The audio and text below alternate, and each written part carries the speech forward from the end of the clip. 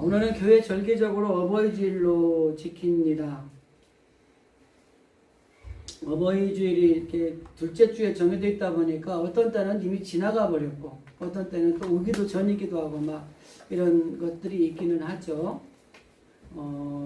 어버이날 전에 미리 찾아뵙고 부모님을 또 만나고 한 사람들도 있고 또 평일이지만 어버이날 그 날짜에 맞추어서 이렇게 부모님들을 또 만나고 또 효도하고 있는 모습들도 보게 되고 또 너무 바쁘고 일상 중에 살아가다 보니까 아마 이번 주말까지 또 부모님을 찾아뵙고 또 효도하는 자녀들이 있을 것입니다. 그런데 세상적으로도 효는 굉장히 중요하잖아요. 그죠? 우리 예전에 역사적으로 봐도 효도하는 거에 대해서 굉장히 강조를 많이 해요. 그런데 성경만큼 부모에게 효도해야 할 것을 강조하는 것이 없습니다. 그런데 의외로 많은 세상 사람들은 마치 기독교가 부모를 무시하고 부모를 몰라보고 챙기지 않는 아주 부류막심한 종교인 것처럼 생각을 하는데 성경은 그렇게 가르치지 않아요. 성경은 부모님께 효도해야 될 것을 아주 강조하고 아주 강하게 역설적으로 표현하는 건 뭐냐면 부모를 거역하거나 부모에게 잘못하는 자는 돌로 쳐서 죽여도 된다고 구약에 성경을 보면 기록이 되어 있어요. 그만큼 부모가 소중하다는 걸 강조하는 것이 이 하나님의 말씀이 성경이라고 하는 것입니다. 그 중에 오늘 우리가 읽은 본문도 하나에 속한 내용이라고 할 수 있을 것입니다. 가정의 달을 맞이해서 장로님 기도하신 대로 아이들을 위해서도 우리가 정말 사랑으로 정말 그 아이들이 어떻게 자라면 좋을 것인가를 늘 기도해야 되고 우리 부모님들 연로하신 가운데 우리 부모님들이 하나님 안에서 잘 생활하시다가 정말 마지막 때 저 천국에 가실 때까지 이 땅에서 건강하게 살아야 되겠다라는 것들을 가지고 기도하셔야 됩니다. 그래서 이 가정이 하나님 안에서 기쁨이 넘치고 복된 가정들이 될 수 있는 우리 진실의 가정들이 다 될 수 있기를 간절히 원합니다. 신경숙 씨가 쓴 소설의 엄마를 부탁해라는 내용 중에 사랑의 편지 부분을 하나 좀 소개를 하려고 합니다. 어릴 적 동네에서는 풀빵 장수 아주머니 때문에 종종 보릿자루 파동이 일어났습니다. 비 오는 날이면 더욱 기승을 부렸던 풀빵 냄새 덕에 돈 구경을 못한 아이들은 보릿자루를 들고 달려갔습니다. 읍내에 상이 서는 날이면 어머니는 닭, 마늘, 계란, 고추, 참깨 등을 머리에 이고 30리 흙길을 걸어 장터에 내다 파시고 해질 무렵이 되어서야 돌아오셨습니다. 바구니엔 언제나 풀빵을 챙기시는 것을 잊지 않으셨습니다. 풀빵 값이면 버스를 타고도 충분하셨지만 어머니는 단 한 번도 풀빵 대신 버스를 선택하신 적이 없습니다. 자녀들에게 풀빵을 하나씩 혹은 2개씩 나눠주시고 어머니는 잡숴지지 않고 부엌에 가서 찬물로 배를 채우시곤 하셨습니다. 어머니의 그 부르튼 발이 말리심이 되어 5월 밤볕을 헤이게 합니다. 어머니 그때 얼마나 배가 고프셨나요? 어머니 그때 얼마나 다리가 아프셨나요? 어머니 그때 머리에 이신 침은 얼마나 무거우셨나요? 늙어가는 세월 따라 서노라니 그리운 마음에 이렇게 불러봅니다. 어머니, 어머니. 외국인들이 이 한국 관광을 하다가 아주 인상 깊고 부러워하는 것이 한 가지가 있답니다. 그게 뭐냐면 한국의 대가족 제도입니다. 이 백발의 노인들을 식당에서 모시고 이 자녀들이 대접을 하면서 이렇게 어머니를 봉양하는 모습들을 보고 야 저것이 천국이구나 라고 하면서 부러워하면서 여행을 마치고 돌아간다는 것입니다. 근데 오늘날 가정은 어떻습니까? 가정폭력과 어떤 가정의 많은 문제들로 인해서 이 가정이 무너져가고 있는 것이 현실이라고 하는 것입니다. 가정이 정말 아름다운 가정인지 그리고 부모님과 스승은 어떻게 보면은 우리가 귀하게 대하고 있는지 그리고 어린 자녀들을 하나님의 자녀로 사랑으로 잘 양육하고 있는지 한번 우리가 이 5월 가정의 달을 맞이해서 돌아볼 필요성이 있다는 것입니다. 예전에는 청소년 가출 이야기를 하면은 대부분 중고등학생들을 이야기를 했다고 합니다. 그런데 지금 청소년 가출이 초등학생으로 내려왔어요. 12,000여 명의 어린아이들이 가정에서 버려지고 고교생의 22% 정도는 아버지하고 하루에 1분도 대화를 하지 않는다는 조사 결과가 나왔습니다. 가정에서 자녀들과 대화하는 시간이 얼마만큼이 있는가가 그 가정의 행복의 척도가 되기도 해요. 물론 막 싸우는 가정도 있으니까 그건 빼고요. 그래서 가정 안에서는 부모와 자녀 간의 대화가 넘쳐야 됩니다. 부부 간에도 대화가 살아 있어야 되는 겁니다. 그래야지 그 가정이 그래도 행복한 가정이구나 라고 우리가 생각을 할 수 있는 것이에요. 그런데 고교생의 22%가 아버지하고 1분도 대화를 하지 않는다는 것입니다. 그리고 표면적으로 드러나는 아동학대라든지 폭력이라든지 여러 가지를 이렇게 종합해 볼 때 이 가정은 없어지고 집만 있는 그런 가정들이 되는 거예요. 가정인 홈이라고 하는 가정은 그 안에 구성원이 있고 그 구성원 안에서 사랑이 넘치는 것이 홈, 가정입니다. 근데 하우스, 그럼 집이에요, 집. 그냥 집으로서의 역할만 하는 거예요. 그래서 아들하고 아버지도 대화도 없고 부부 간에도 냉랭하고 부모와 자녀들 간에도 교제가 없고 그래서 마치 하숙생이 와서 자고 출근하는 것처럼 되고 이런 가정이 아니라 이건 집이라고 하는 것이라고 하는 겁니다. 현재 한국의 65세 이상의 노인이 우리 교회만 봐도 그래요. 1,000,000명이랍니다. 그 중에 20%인 200만 명이 버려진 독거노인이라고 합니다. 가정의 붕괴가 일어나고 고령화 사회로 이런 문제를 해결할 수 있는 것을 오늘 성경에서는 우리에게 답을 제시하고 있는데 구약의 성경에 요셉의 가정, 야곱이죠. 야곱의 가정과 나오미, 룻이라고 하는 여인이 섬겼던 나오미의 가정을 통해서 그 해답을 주고 있는 걸 볼 수가 있다고 하는 것입니다. 그런데 이런 문제가 있고 고령화 사회가 되고 그 다음에 어려운 가정에 있는 것의 해결책이 뭐냐면 바로 효라고 하는 것입니다. 효. 요셉의 효도로 인해서 그의 가정이 하나님 안에서 살아가는 가정이 되었고 룻이라고 한 여인의 효, 시부모를 모시는 그 효도를 통해서 그가 복을 받았던 이야기는 성경에 기록이 되어져 있다고 하는 것입니다. 이 야곱의 가정과 이 나오미의 가정을 보면은 오늘 이 시대를 살아갈 때 우리 가정에 현대 사회에 살아가는 가정에 있는 문제점이 다 포함이 되어 있어요. 예를 들면 소외된 나이가 많으신 아버지, 그 다음에 부자 간의 대화 단절, 그리고 편애, 그리고 부모에 대한 불만, 그리고 편모 밑에서 자라는 자녀들, 부부 갈등, 형제 간의 왕따와 가정 폭력, 자녀에 대한 불신, 배다른 형제들과의 양 어머니와의 관계, 그리고 갑작스러운 사고로 인한 가족의 해체. 이 야곱의 가정과 이 나오미의 가정을 보면 이 모든 것들이 다 포함이 되어 있어요. 그런데 이 모든 것들이 이 문제가 있지만 회복이 되었다고 하는 것입니다. 그런데 그 회복에 대한 원인의 핵심이 뭐냐면 바로 효도였다고 하는 것입니다. 성경적인 효도는 하나님의 섬김의 신앙을 기초하여 부모님께 효도하는 것을 말하는 것입니다. 물질로 하는 효도도 중요하죠. 어떻게 보면은 의무감에 효도하는 자녀들도 있는 것 같아요. 어떤 사람은 남의 눈을 의식하면서 효도하는 자녀들도 있는 것 같아요.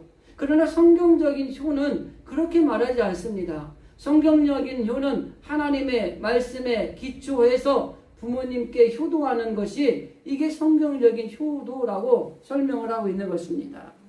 그래서 이 요셉이나 롯의 효는 하나님의 말씀에 기초한 효도였다고 하는 것입니다. 우리 부모들이 자녀들이 효도할 때 돈 많이 주는 게 좋습니까? 마음을 써주는 게 좋습니까? 뭐니 해도 뭐니가 최고라. 돈 많이 주는 자녀가 좋은가요? 우리도 아이들이 성장을 하니까 저한테 돈을 주더라고요. 좋더라고요. 근데 자녀들이 여럿이다 보니까 아롱이다롱이라고 어떤 자녀는 돈을 안 주고요. 돈을 몽땅 써가지고 막 꽃이며 뭐며 막 케이크며 사왔더라고요. 그럼 우리는 뭐라 그래요? 아이고 이 꽃 뭐라고 사왔냐 하는데 좋은 거예요. 마음을 써줬다는 거가. 모르겠습니다. 부모에 따라 다르겠지만 돈이 먼저인지 마음이 먼저인지. 그런데 성경이 말하는 효도는 돈, 마음, 남의 눈치, 의무감 이게 아니라는 겁니다. 하나님의 말씀에 기초해서 부모님께 효도하는 거예요. 왜? 오늘 성경 뭐라고 합니까? 부모를 공경하라. 부모님께 순종하라. 이것이 옳은 일이라는 거예요. 성경이 말하는 부모님을 공경하는 것이 옳은 일이에요. 부모에게 순종하는 일이 잘하는 일이에요. 그게 땅에서 잘되고 장수하는 복을 받는 비결이라고 오늘 성경은 분명히 말씀하고 있는 것입니다. 그래서 우리는 효도를 성경적인 효도가 어떤 것인가를 바로 알고 하나님의 말씀에 기초해서 부모님에게 효도하는 그런 효를 실천하는 자녀들이 되어야 된다고 하는 것입니다. 성경적인 효는 하나님과 예수님의 본을 따라 윗사람에게는 아랫사람이 하염없이 윗사람들을 사랑하고 아랫사람은 윗사람을 공경하면서 우리가 살아가는 것이 이게 바로 아름다운 성경적인 효라고 하는 것입니다. 그래서 우리가 이 성경적인 효의 정신을 따라서 내 뜻을 버리고 아버지의 뜻을 따라서 살아가게 되면 부부는 화목하게 되어 있어요. 형제들은 우애하게 되어 있습니다. 자녀들은 부모를 공경하게 되어 있고 부모는 자녀를 사랑하게 되어 있습니다. 그래서 그 가정은 하나님이 복을 받는, 하나님이 주시는 복을 받는 그런 가정이 될 수 있는 것입니다. 그래서 성경이 말하는 효의 실천을 따라서 내 생각을 버리고 하나님의 말씀하신 뜻을 따라서 우리가 실천하는 삶을 살아가는 것이 바로 가정이 화목하고 기쁨이 넘치고 하나님 주시는 복을 받는 비결이라고 하는 것입니다. 성경적인 효의 신앙으로 우리가 서로 사랑하고 섬기면 부모들은 자녀를 하나님이 주신 자녀로 알고 정말 사랑하고 아끼고 키우게 돼 있어요.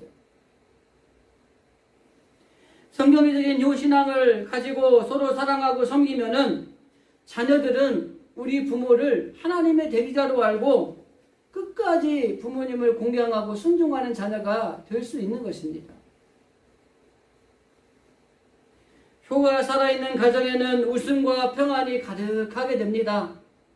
이 효라고 하는 것은 바른 신앙의 덕목이요 의무라고 하는 것입니다. 그래서 가정에 효가 살면 가정이 건강하고 나라가 건강하고 사회가 건강해지는 기틀이 된다고 하는 것입니다. 우리는 성경이 말하는 효를 바로 알아서 우리가 효도를 하고 효를 실천하되 성경이 가르쳐주는 효도를 실천하는 그런 성도들이 되어야 된다고 하는 것입니다. 미국 프린스턴 대학교의 설교와 교수로 있는 블랙 우드라고 하는 교수가 그리스도인이 남겨야 할 3가지 유산이라는 말을 했습니다. 여러분들 우리 그리스도인들로서 우리 자녀들에게 어떤 유산을 남겨야 되는지를 한번 정립을 해보시기 바랍니다. 첫째는 기쁜 기억의 유산입니다. 이 아이들이 어렸을 때 가정에서 좋은 기억을 가질 수 있도록 해줘야 된다고 하는 것입니다. 그러면 그 좋은 기억을 가지고 살면 죄악에 빠지지 않는다는 거예요. 어려운 일을 닥쳤을 때 그 좋은 기억을 가지고 있는 아이들은 그 어려운 문제를 해결할 수 있는 자생력이 있다고 하는 것입니다.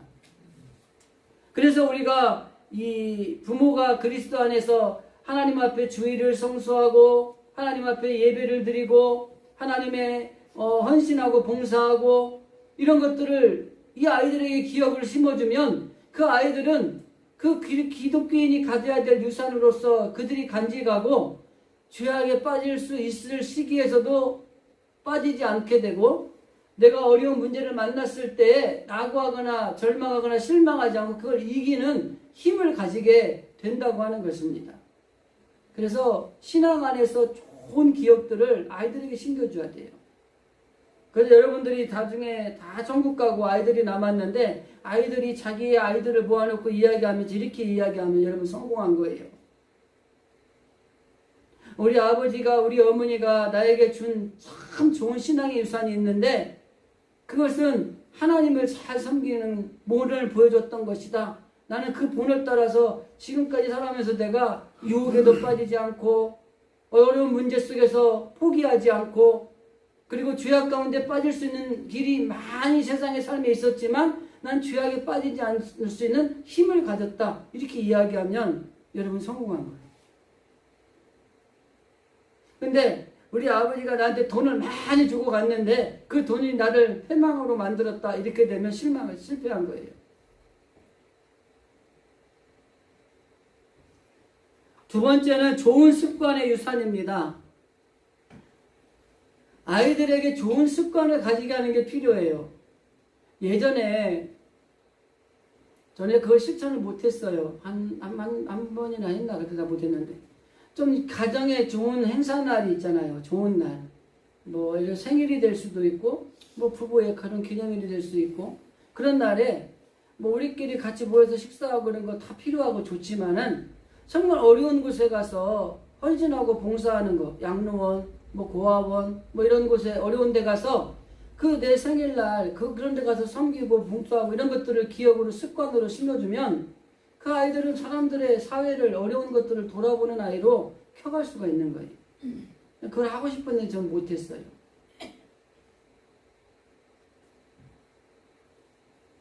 세 번째는 높은 생애 목표의 유산이라고 하는 것입니다. 우리가 신앙생활을 하는 가정이지만 아이들에게 우리 아버지 어머니는 돈을 위해 산다, 이런 의식을 준다든지 자신만을 위한 것을 위해 산다 그러면 이건 불행입니다.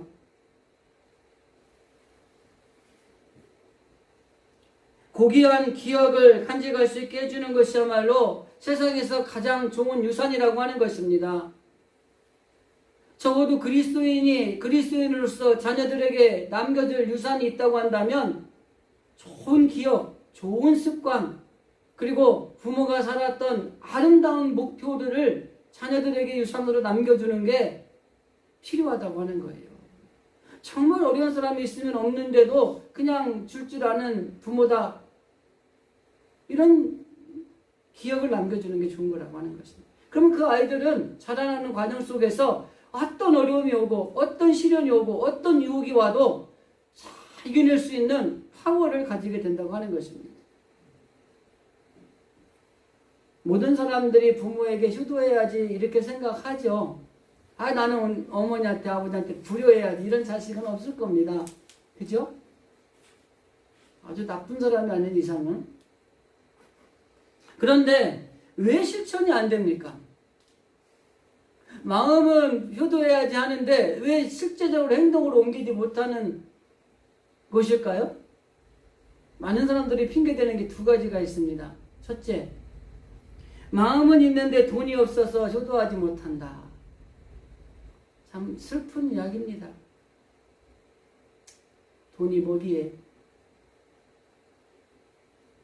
돈이 많이 있으면 부모님에게 맛있는 것도 사드리고 좋은 것도 해드리고 다 해드리고 싶은데 아이들 키우려고 살아갈라 이렇게 하다 보니까 돈이 없어서 하고 싶지만 조금 더 잘 형편이 풀리면, 조금 더 잘 되면 그때 효도해야지 이렇게 생각한다는 거예요. 근데 여러분 그거 아셔야 돼요. 그렇게 살다 보니까 나도 늙었고요, 우리 부모님은 이 땅에 안 계시는 거예요. 그래서 우리 뭐라고 말해요? 살아계실 때 잘할 걸 하는 거예요. 두 번째는 시간이 없어서 효도하지 못한다는 겁니다. 돈은 그래도 없어도 할만하겠는데 너무 바쁘다는 거예요. 좀 쉬는 날 부모님을 찾아뵈려고 하면 애들이 어디 놀러 가자 그러니까 그렇고, 그래도 부모님을 찾아뵐 시간이 없다고 하는 것입니다. 그래서 돈도 좀 잘 벌고 시간적인 여유가 있고 그렇게 되면 그때 부모님에게 효도해야지 라고 생각한다는 거예요. 그런데 앞에서 말씀드렸지만 부모님은 이 땅에 계시지 않고 작은 산속에 한평 땅에 들어가 계시든지 한 줌의 채가 되어서 우리가 효도하고 싶어도 못할 때가 온다고 하는 것입니다. 우리가 부모님께 효도하지 못하는 진짜 이유가 무엇인지 아십니까? 잘 아시지만 돈이 없어서 아니에요. 시간이 없어서 아닙니다. 문제는 뭐냐? 우선순위가 부모에게 없기 때문에 그래요. 돈을 쓰는데도 부모에게 먼저 쓰지 않고 다른 데 다 쓰고 나서 여유가 생기면 부모에게 쓰려고 하는 거예요. 시간을 내는 것도 아이들하고 뭐하고 일하고 뭐한 것에 다 시간을 쓰고 시간이 남으면 부모에게 쓰고 싶은 거예요. 우선순위가 잘못된 거예요. 하나님을 섬기는 데 있어서도 똑같습니다. 하나님께 우선순위를 두고 신앙생활하는 사람과 내가 삶의 상황을 우선순위에 두는 사람과는 신앙이 다른 거예요. 또 우리가 아무리 효도를 하려고 마음을 가지고 있어도 우선순위가 바뀌지 않으면 효도할 수 없는 겁니다. 그래서 자신을 위해서, 자식을 위해서 모든 걸 다 사용합니다. 돈도 시간도. 그리고 나서 부모를 위해서 쓰려고 하니까 돈도 없어요. 시간도 안 나는 거예요. 그런데 부모님께 효도할 시간과 돈이 없는 것이 아니라 효도할 수 있는 그 마음과 우선순위가 뒤처진 거예요. 근데 왜 이렇게 생각하는지 아세요? 부모님들 마음은 다 아실 거예요. 부모가 이해할 거라고 생각을 하는 거예요. 그래서 우리의 부모는 늘 희생만 하는 것이 당연한 것처럼 여겨졌어요. 그리고 자녀들도 아유 엄마니까 희생해도 되지 뭘 이라는 사고방식이 들어있는 거예요. 이해하실 거라는 거예요. 저는 그 마음도 압니다. 부모는 이해해요. 제가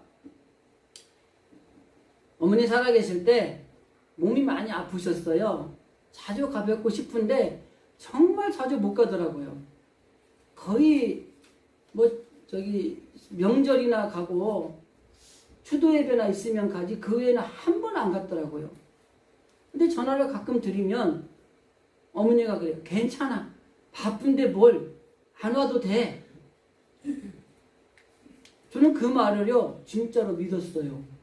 그리고 안 갔어요. 부모는 그게 맞아요. 근데 자녀는 그렇게 하면 안 됐어요. 그래도 시간을 내서 갔어야 되는 거예요. 얼굴 한번 보여주고 왔어야 되는 거예요. 근데 그 말을 듣고 그래 엄마가 저렇게 이야기하시는데 나도 바쁘고 힘든데 또 왔다 갔다 하면 차도 밀리고 힘들고 또 뭐 경비도 많이 들고 그냥 용돈 보내드리고 말지 뭐. 그리고 안 갔어요. 제가 보니까 명절 추도배 빼고 평일에 시간 내서 보러 간 적이 한 번도 없는 것 같아요. 근데 전화 드릴 때마다 그랬어요. 안 와도 돼. 바쁜데 뭘. 일이나 열심히 하고. 저는 그때 그런 생각했어요. 부모는 그래도 되는 거라고 생각했어요. 근데 부모는 그럴 수 있어요. 그러나 자녀는 그러면 안 됐었어요.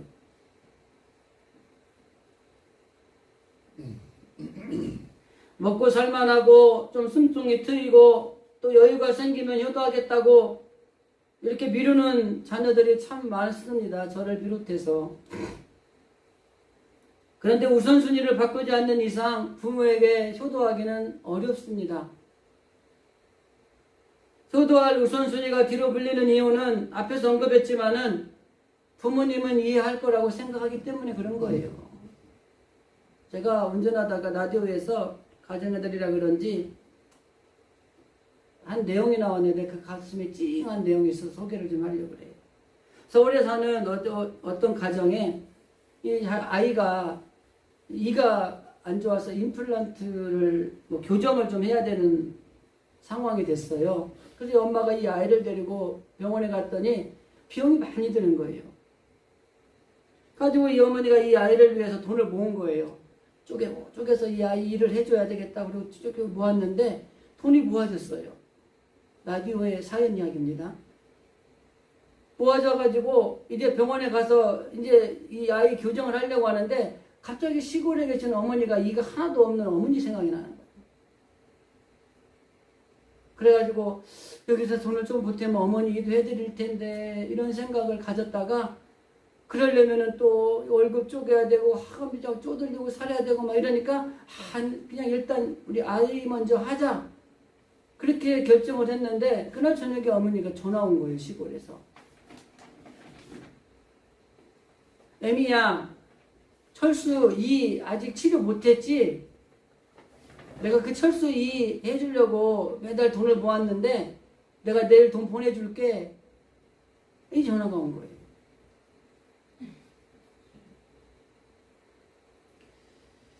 이 라디오에서 흘러나오는 이거를 운전하면서 듣는데 참 마음이 팍 좀 아프더라고요. 아까 앞에서 말씀드렸지만 부모는 희생해도 된다고 생각을 하고 그걸 당연하게 여기는 자녀들이 너무 많아요.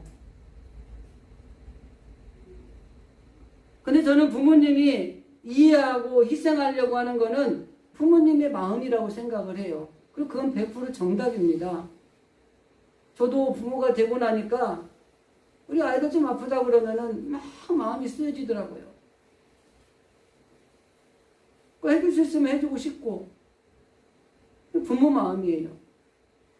근데 자녀들이 부모가 희생하는 것이 당연하다고 생각하면 안 된다는 거예요. 부모 마음은 부모 마음이고 자녀들이 해야 될 도리는 해야 되는 거예요. 그래서 성경이 뭐라고 말합니까? 부모를 공경해라. 이것이 옳은 일이다. 부모에게 순종하라. 이것이 내가 땅에서 잘되고 장수하는 길을 얻게 될 비결이다. 이렇게 이야기하잖아요.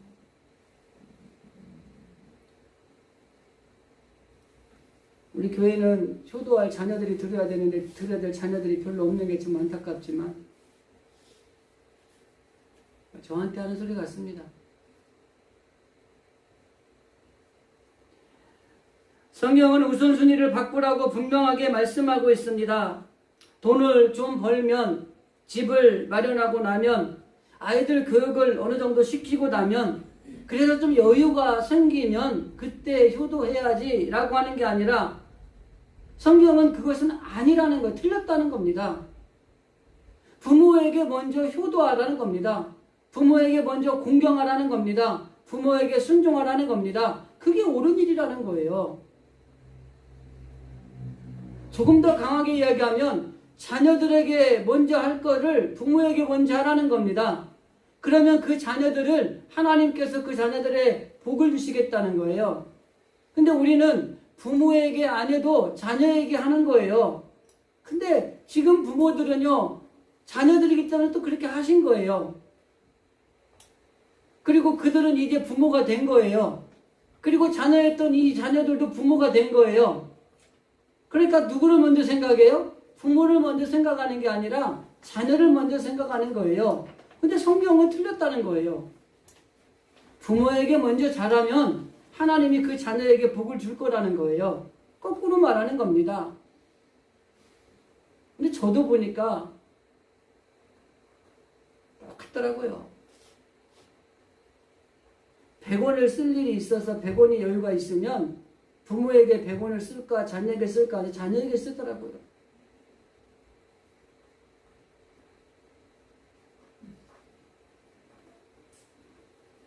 하나님께서는 가난해도 효도하라고 말씀하십니다. 여유가 없어도 부모님을 잘 섬기면 여유 있게 만들어 주시겠다는 겁니다. 잘 되게 한다잖아요, 성경이. 장수의 복을 누리게 한다잖아요. 그런데 시간이 없고 여유가 없고 돈이 없어서 못한다는 이유는 핑계라고 하는 것입니다. 자식보다 먼저 부모를 잘 섬기면 그 자식은 하나님이 책임지고 그의 앞길을 인도해 주신다는 것입니다. 신명기 5장 16절에 보면은 너는 내 하나님 여호와께서 명령한 대로 내 부모를 공경하라. 그리하면 내 하나님 여호와께서 내게 준 땅에서 내 생명이 길고 복을 누리리라. 오늘 본문의 말씀 한 번 더 읽어드리겠습니다. 자녀들아 주 안에서 너희 부모에게 순종하라. 이것이 옳으니라. 내 아버지 어머니를 공경하라. 이것이 약속 있는 첫 계명은 이로써 내가 잘 되고 장수하리라. 이 장수라는 말은 그 당시에 최고의 복 가운데 하나가 장수의 복입니다. 또 하나가 땅의 복이고 또 하나가 자녀의 복입니다. 이걸 이스라엘의 3대 복이라 그래요. 3대 복 중에 하나가 우리에게 임하게 되는 비결이 뭐예요? 부모를 공경할 때 가능하다고 하는 것입니다. 이 말씀, 신명기의 말씀과 에베소서의 말씀은 하나님의 말씀대로 부모를 공경하면 땅에서 잘 되고 복을 받는다는 것입니다.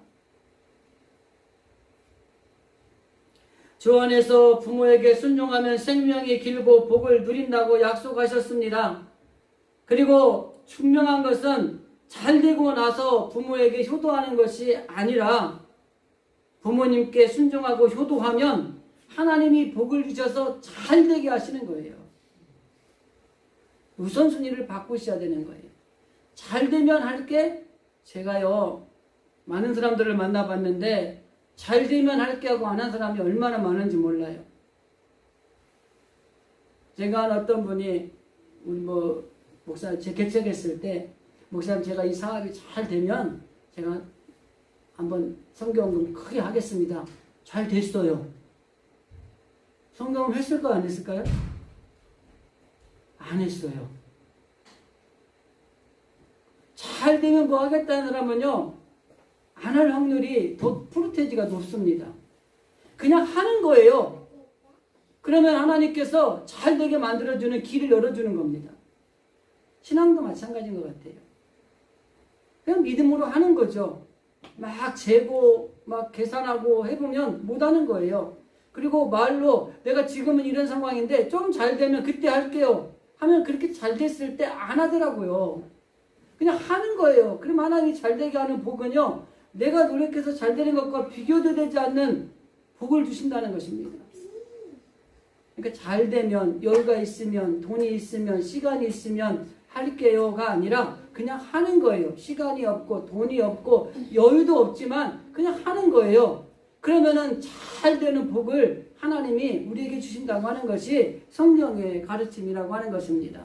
그래서 돈이 없어서 효도하지 못한다? 그냥 하시면 돼요. 제가 볼 때 돈이 아무리 없어도요 부모에게 효도할 돈은 있습니다. 시간이 없어서 효도 못한다 이렇게 하지 마시고 다른 일을 부모님에게 효도하는 일보다 더 중요하게 생각하지 마시고 이 부모님이 효도하는 것이 더 중요한 일이다. 뭐 급한 일은 아니시지만 중요한 일이다 생각하시면 우선순위만 바꾸시면 가능하다고 하는 것입니다. 어떤 분이 이런 말을 하죠. 자식에게 한 것에 절반만 하면 다 효자, 효녀, 효부다 이런 말 하죠. 아니요. 자식에게 하는 것 10분의 1만 해도요. 다 효자, 효녀, 효부 됩니다. 저 보니까 그런 것 같아요. 우리가 자식에게 대해 의무에 밀려서 부모의 우선순위를 밀려나면 효도하는 것이 참 어렵게 된다고 하는 것입니다. 교육학에서도 아이들이 뭐 달라고 하면 바로 주지 말라고 가르치거든요. 왜냐하면 기다릴 줄 아는 것을 배워야 돼요. 그리고 무엇인가를 너무 쉽게 얻는다는 생각을 가지고 살게 되면 세상이 만만해 보이는 거예요. 그래서 무엇인가를 얻을 때에는 기다려야 된다는 걸 알려줘야 되고 무엇인가를 얻는 것이 쉽지 않다는 것을 깨닫게 해주는 게 필요한 겁니다. 그래서 아이들 키울 때 엄마 나 이거 사자 그러면 그래 사. 나 이거 필요한데 이거 가져. 이러면 안 돼요.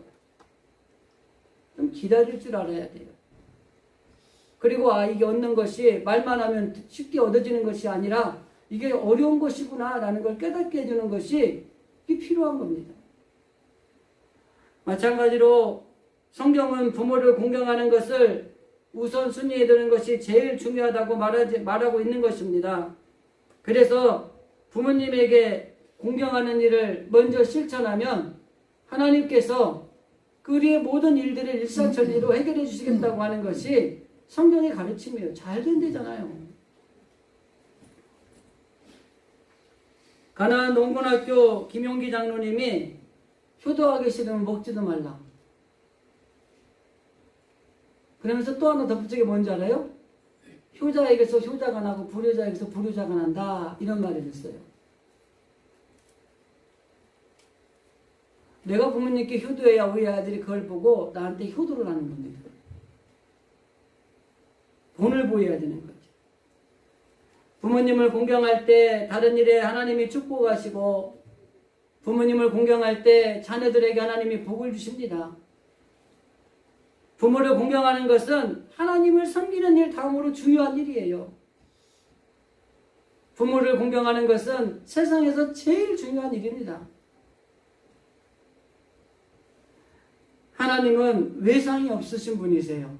현찰이 현찰.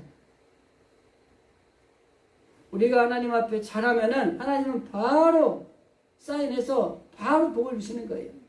내가 좀 이따 줄게 그러지 않으세요. 외상이 없으세요.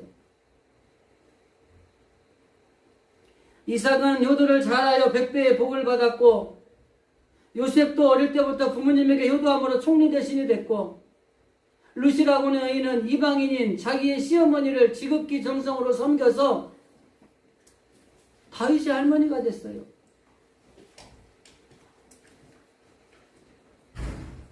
내 부모를 공경하라, 주 안에서 순종하라. 이 명령하시는 분은 하나님이시고 이 명령을 따라서 부모님에게 효도하는 자녀들에게는 이 땅에서 장수하는 복, 그리고 잘 되는 복, 이 모든 일들이 우리 안에서 이루어진다는 사실을 기억하면서 성경의 효를 잘 실천하셔서 여러분 가정도 행복하고 여러분 모든 가정의 구성원이 놀라운 복을 받는 그런 우리 성도들의 가정이 다 되어줄 수 있기를 주님의 이름으로 간절히 기도드립니다.